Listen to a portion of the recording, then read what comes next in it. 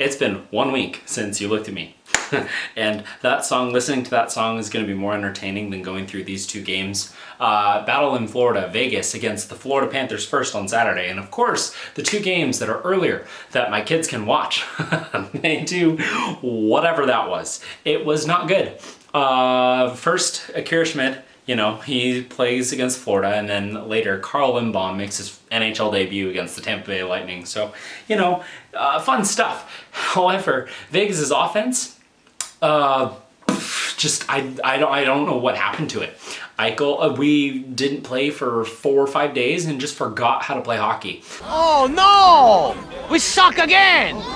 And that first game against Florida, just done. The goals, there was 3-0 Florida, they win. Yay. You can't see the victory flamingo, good. They won 3-0, and all 3 goals, the first one is a breakaway goal that I don't know what Korzak was doing. I really don't want to talk about this. I'm not like angry, it's just like, why? Vegas, you're supposed to be better than this. No, it's fine. It's fine. It doesn't bother me. It doesn't bother me. It bothers me. It bothers me a lot. And sure, taking games off and having injuries to like Mark Stone, Brett Howden came back, so yay. And Marner, Eichel, the Eichel line was probably the most visible offensively, and they didn't even score. Vegas, since officially signing Carter Hart, scored 0 goals. Since Monday of, last week, 0 goals. And sure, karma, sure, whatever. It's just, but the funny thing is after, 1 goal. They scored 1 today. After the Florida game, a Vegas fan posted the meme format that's going viral with all these teams. Of course we have. It's already Saturday. And it's a picture of the one team that says no and just getting clowned on. And all of the comments on that are like, yeah, screw Vegas. This totally deserved karma and all this stuff. And sure, but also they've played 1 game in those like 6 days. And people that are commenting or making it seem like it was way worse than that. And it's like, they obviously, like the vocal majority who hate Vegas, and sure, you can hate Vegas, whatever, they don't watch. And you can also manipulate stats to say whatever you want them to, because Vegas has not scored after game. Like, it's just, you can say whatever you want and it can technically be true, which is why new stats are being broken all the time in any sport. It's because it's the first Tuesday where they're wearing black laces and they've won with a fingertip cat. Like, it's just all this random nonsense, and some of it I use to promote. And so it's a give and take, right? But like, the people that are clowning on Vegas for not having scored after Saturday's game, after 1 game because they got shut out by Sergei Bobrovsky, probably should have been Conn Smythe winner in 2024. Anyway, they just don't watch. And it just made, they just react to the viral headlines and the information that gets spread, true or false. And it's great being a Vegas fan, isn't it? Anyway, sure, Florida. Reinhart scores. He's actually probably my favorite Florida Panther. Him and Barkov are fantastic players. Anyway, he's the player on the back of the shirt. Anyway, Reinhart with the misplay from, not really, just misread from Korzak. He just gets in all alone on Schmid. Not good enough. Not good enough. Not really Schmid's fault. You would like a save there. And then Cole Schwint. Vegas Golden Knight legend scores to make it 2-0. And it was a broken play, complete chaos in front of the net. Akira Schmid is trying to find the puck to be able to, 5 different players on the ice are trying to find the puck. And Cole Schwint is the one that finds it because it pops out to him and he buries it into the back of the net, 2-0. And then the third goal was AJ Greer, who did a wraparound because, oh boy. Zach Whitecloud did not have a good 2 games. He had a lot of horrendous plays that ended up in the back of our net. Not good enough. Not good enough! And there were these 2 from Florida, which were 2 of the goals, which, hey, even if he didn't have those two horrendous plays, Vegas still would have lost that game because you have to score more than one goal to usually win a game. Hutton chose to follow Greer behind the net, so just it's a split-second decision, right? It was really quick. Akira Schmid could have been better on his rebounds there, but it is what it is, and I wouldn't put that on Schmid. Our offense did not show up and play well at all, and most of the shots, Bobrovsky didn't really have to make a save. He just saved it, right? So 3-0 loss to the Panthers, and that's all I want to talk about from that game. We're moving on. Last video I was upset that I didn't change jerseys. This one I don't care because the Vegas Golden Knights didn't give me a reason to care. The Vegas Golden Knights lose to the Tampa Bay Lightning 2-1 in overtime. And the reason we were able to steal a point from Tampa because we did not show up to play is because of Carl Lindbaum, who made his NHL debut and was fantastic. And I don't care that Hagel had 2 points and the Tampa Bay Lightning only had 2 goals. No, Lindbaum first star. Hands down, he's the reason we were him and the offside review coach that told Cassidy to challenge that play, which was, in my opinion, a little more subjective than what VGK's broadcast might lead you to think.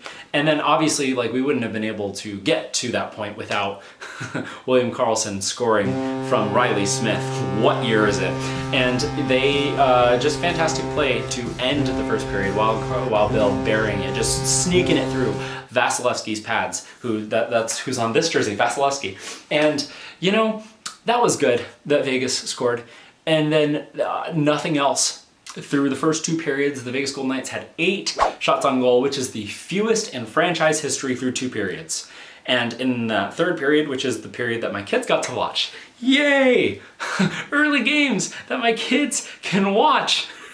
Vegas, that was their most offensively productive because they were gifted, they got 2 power plays, and Vegas is power play merchants, and so their most dangerous shots came from then, but Vasilevsky, and Carl Lindbaum, he grew up in Tampa for a little bit, so his parents were there at the game, and they cheered him on even after Kucherov scored that overtime winner, because he had a fantastic debut. Goalie controversy? Goalie controversy. Sure, why not? Just run it with Schmidt and Lindbaum. With us allocating the rest of that money to whoever, to buy another winger, to score. Am I going a little crazy off of 2 early season road trip back-to-back game losses? Sure. It's the details that matter. And this is something that every game technically matters. They matter less, obviously at this point, but seeding is going to be important. Home ice advantage, although it's losing its importance, is still important. I don't know. The Pacific sucks this year. Vegas for a while was the only team with a positive goal differential in the Pacific Division. I don't know if that's true still. Still, the only team with a positive goal differential. Seattle and Anaheim are at 0. They're even through 9 and 8 games, and everyone else has a negative. Oh boy. It's not just Vegas though. The Atlantic too, with Montreal and Detroit being the only 2 teams with positive goal differentials. Oh, suck it, Florida teams. No, in all seriousness, Hagel and Kucherov had fantastic games. And Lindbaum, that's all. I don't. Not good enough. Not good enough! And I wanted to talk more about the Carter Hart thing, not the signing itself, even though Vegas has still refused to put out a statement. And it's been how long since he officially signed a contract? It's 2 years, $2 million, which, for someone who has had not played in that long, to give him that much, he had 0 leverage. I know he was being inquired on other teams or whatever, but I don't know, man. And then there's the whole thing where he can't play on the AHL team as a conditioning stint to get up to game speed until November 15th, I think. And then he can't play in the NHL until December 1st. So his contract is on the books. Stone is officially on LTIR, which play that track again. It's just funny to me. That's what's going to happen. So he officially is not a PTO anymore. Officially, it's a contract. And so the soon as he can play is then, I'm not saying I'm rushing him or whatever. Like, if you want to know my feelings a little bit more, look out my last video. But like, I don't know. And Hill, I don't know how long he's going to be out. Lindbaum, that's one game, but he played well. Vegas just needs to figure out how to score again. You know, that would be great.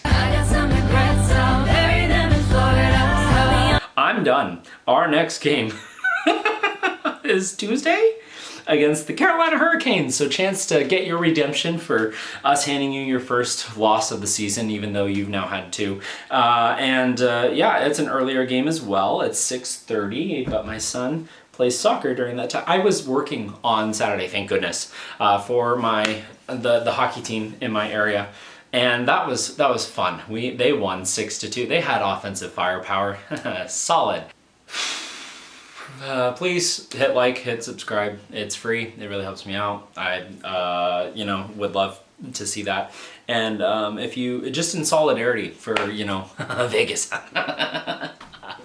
As much solidarity as Vegas fans, I don't know, it's whatever. We're still at the top of the Pacific, and if they're able to get their stuff together, the ship pointed in the right turn, shore up something on the defense, that would be fantastic. But yeah, that's gonna be it for games 8 and 9 nightly review. Thank you so much for watching, and have a good night.